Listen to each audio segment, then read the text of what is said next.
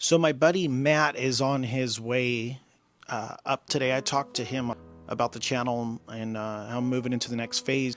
So we're moving into phase two essentially, and what that is it's friends, family members, and everybody who has things that they want to share that's helped kind of improve their life or things that they've learned. So we're gonna see what he has in store for all of us today. So looking forward to it. We'll see y'all soon.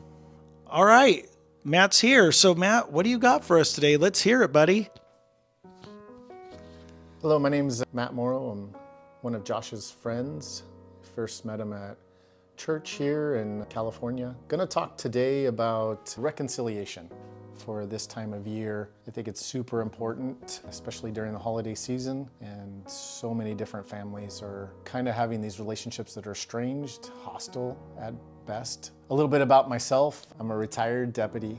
I was medically retired with a traumatic brain injury, and about 12 years ago, roughly, I came to become a believer in God and in Christ and became a Christian, basically. And basically, God asked me to reconcile one of my relationships or attempt to reconcile that relationship. And it was just hugely impactful for my whole entire family.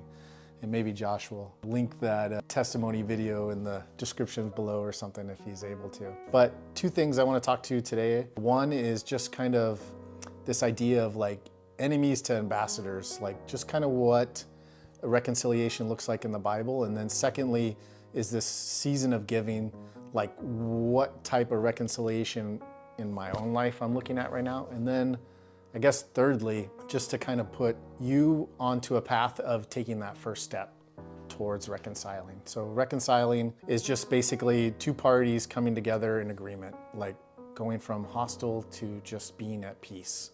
So first off, I just want to say, starting off with that enemies to ambassadors, the cross is a pivotal point in human and cosmic history. While we were enemies of God the Father, the Son Jesus intervened for us through the blood of his cross and crucifixion to make peace and kill hostility. We unite under one church. We are ambassadors telling all people about this new peace treaty, this new agreement that Jesus now lives.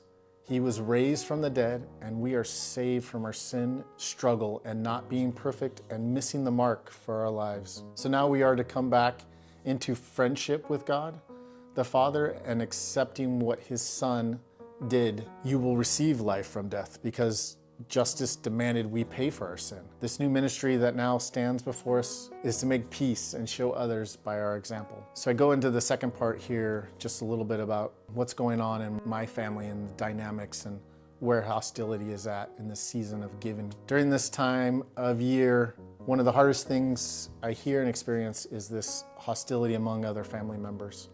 For me personally, it is my relationship with my father-in-law. Every year around this time, I see the negative impact and the hostile relationship that he has in his family and how it affects several different families. And for years, it has done this.